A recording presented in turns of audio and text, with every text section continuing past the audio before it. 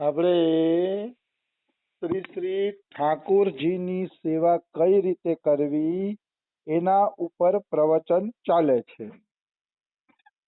તો એમાં આપણે આગળ વધીએ તો હવે આગળ એવો પ્રશ્ન પૂછાણો છે કે ઠાકોરજીને લહેસુણ અને પ્યાજથી બનેલી ચીજોનો ભોગ લગાવી શકીએ કે નહીં. મતલબ લસણ અને પ્યાજ એટલે ડુંગળી. તો લસણ અને ડુંગળી જેમાં પ્રયોગ થઈ હોય એવી વસ્તુનો ઠાકોરજીને ભોગ લગાવી શકીએ કે નહીં. એક પ્રશ્ન આ પૂછાણો છે.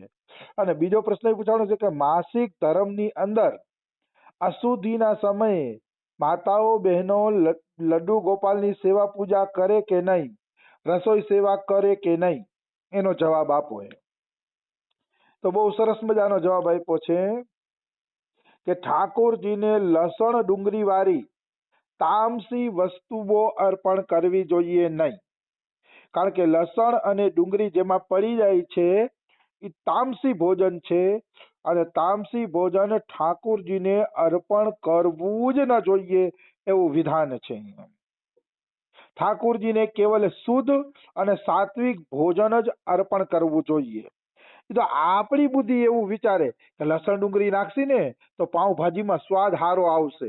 ઠાકોર એવું નથી વિચારતા કે પાઉંભાજી સ્વાદિષ્ટ બનાવો. ઠાકોર એ વિચારે છે, ભગવાન એ વિચારે છે કે તમે ભલે લસણ ડુંગળી વગરની પાઉંભાજી ધરો, ભલે એમાં સ્વાદ થોડોક ઓછો અટકો હોય પણ ભાવથી ધરો. ભગવાનની નજર કેવલ ભાવ ઉપર છે. એટલા માટે લસણ ડુંગળી નાખીને સારી વસ્તુ ધરીએ ને એવો કોઈ આગ્રહ રાખવો જોઈએ નહીં. હા, શુદ્ધ સાત્વિક પદાર્થોથી સારામાં સારી વસ્તુ બનાવો તો બનાવવી જોઈએ. જે શુદ્ધ સાત્વિક પદાર્થો છે એનું મિશ્રણ કરીને સારામાં સારી વસ્તુનો ભગવાનને ભોગ લગાડો તો એ તો સારી વસ્તુ છે, પણ સ્વાદ વધારવા માટે શાસ્ત્રો વિરુદ્ધ વસ્તુ નાખવી જોઈએ નહીં.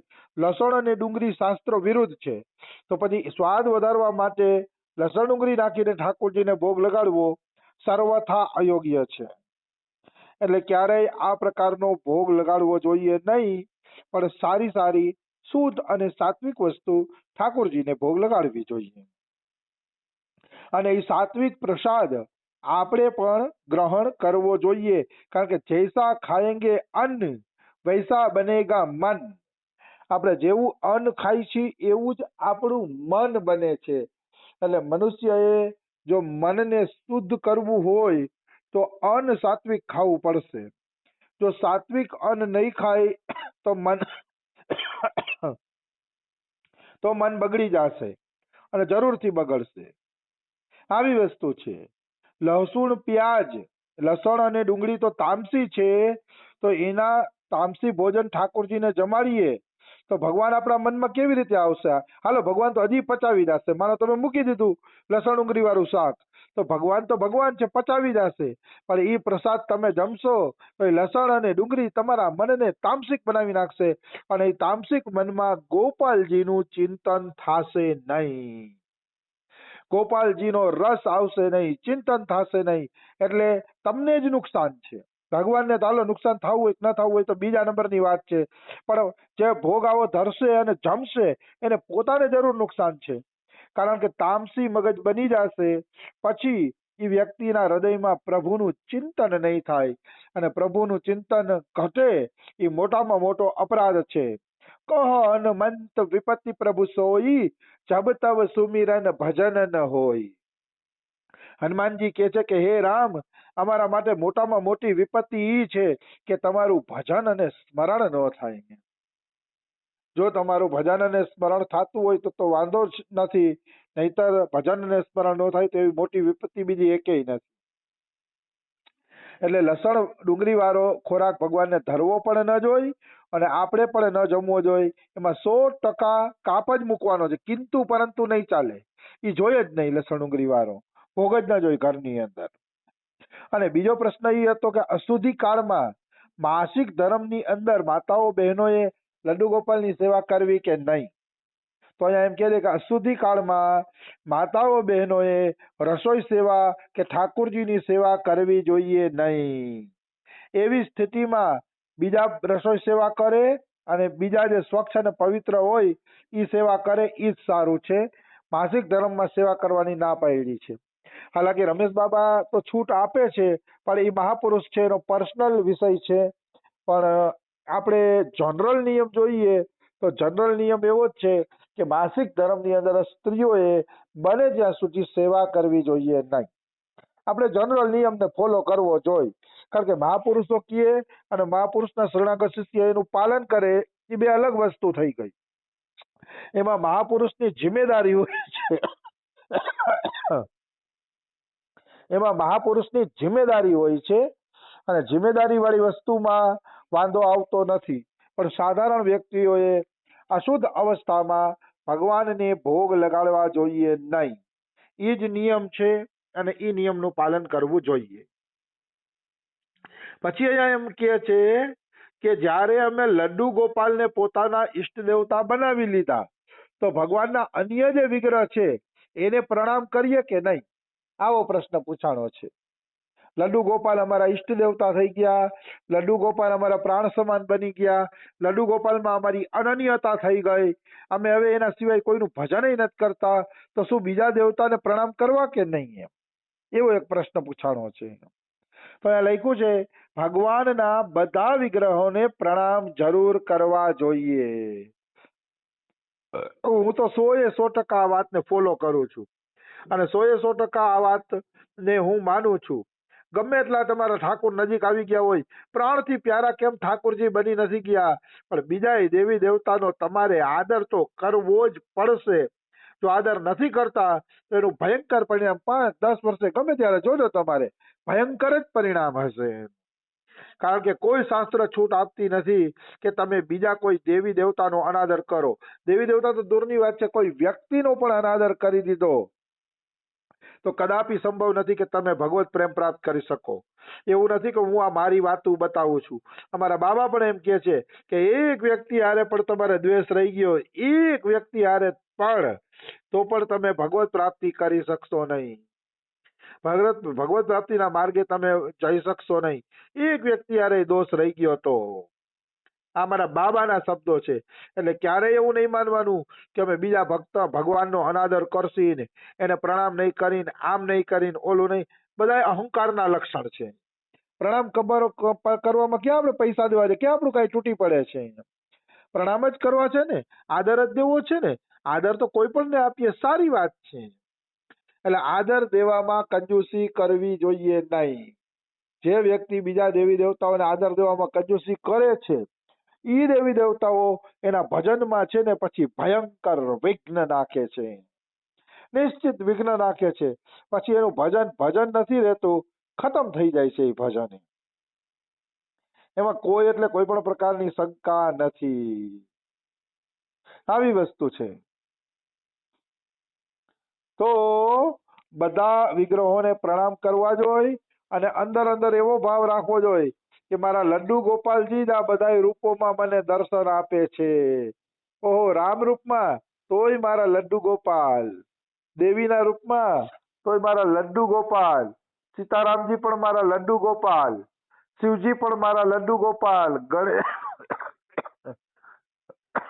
ગણેશજી પણ મારા લડ્ડુ ગોપાલ. આ રીતે બધાય રૂપમાં લડ્ડુ ગોપાલના દર્શન કરો.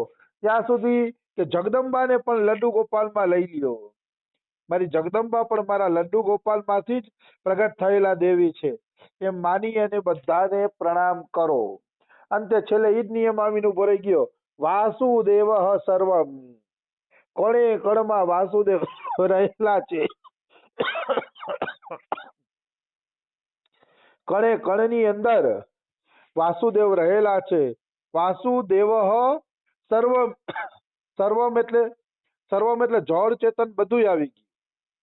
એમ નથી કીધું કે વાસુદેવ ચેતન સર્વમ, ચેતનમાં જ વાસુદેવ છે એમ નહીં. વાસુદેવ સર્વમ એટલે જળ ચેતન, કણે કણ, સજીવ નિર્જીવ બધાની અંદર વાસુદેવ બિરાજમાન છે એમ માનીને બધાને પ્રણામ કરવા જોઈએ.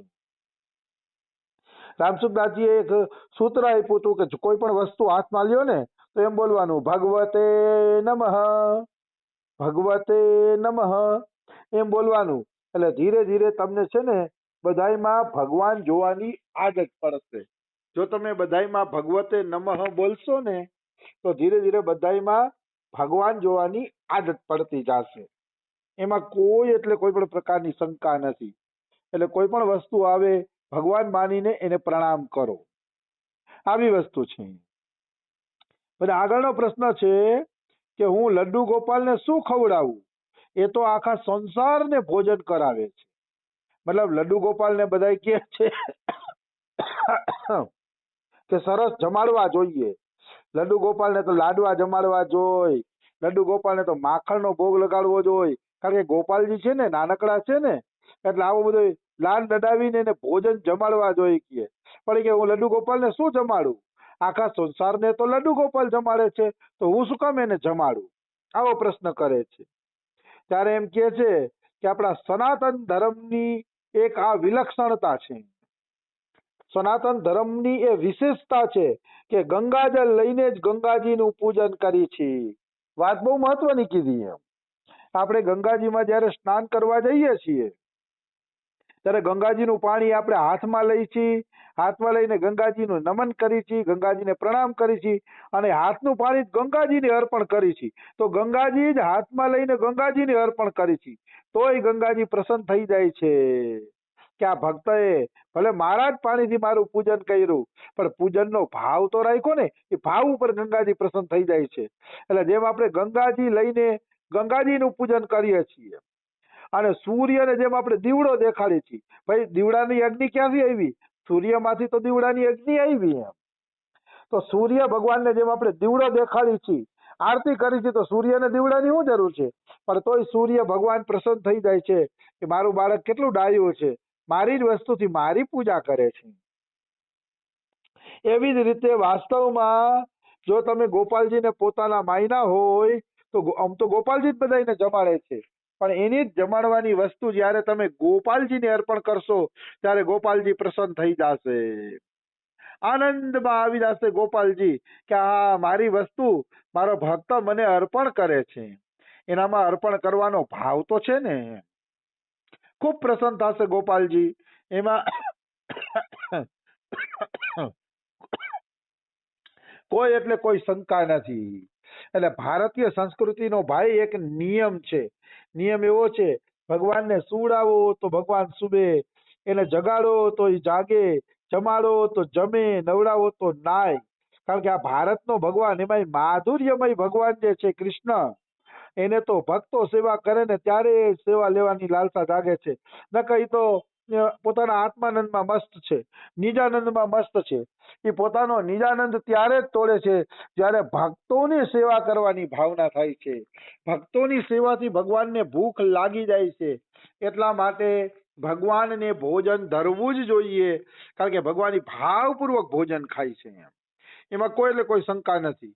જેવી રીતે માની લ્યો દાદાજી જમવા બેઠા, તો દાદાજી જમવા બેઠા હોય તો દાદાજીનો પોતરો નાનકડો હોય 2-3 વર્ષનો, અને એ આવે ગોઠણિયા બેર આવી દાદાના ખોળામાં બેસી અને દાદાની થાળીમાંથી બટકું લઈને દાદાના મોઢામાં મૂકે, તો દાદા કેટલા પ્રસન્ન થઈ જાય કે વાહ વાહ, મારા પોતરામાં કેવા સંસ્કાર છે, મને જમાડવાનો ભાવ રાખે છે, વાહ બેટા વાહ, તું ચિરંજીવી બન. આશીર્વાદ દેવા મળશે, તું ડાયો થા, તું ચિરંજીવી બન, તારામાં સારા સંસ્કાર આવે, આશીર્વાદ દેવા મળશે. કેમ ભાઈ?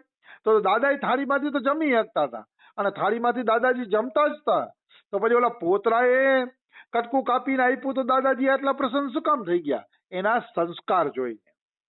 દાદાજી વસ્તુ દાદાજીની છે, દાદાજી જમતા જ હતા, પોતરાની જરૂર નહોતી, પણ પોતરાએ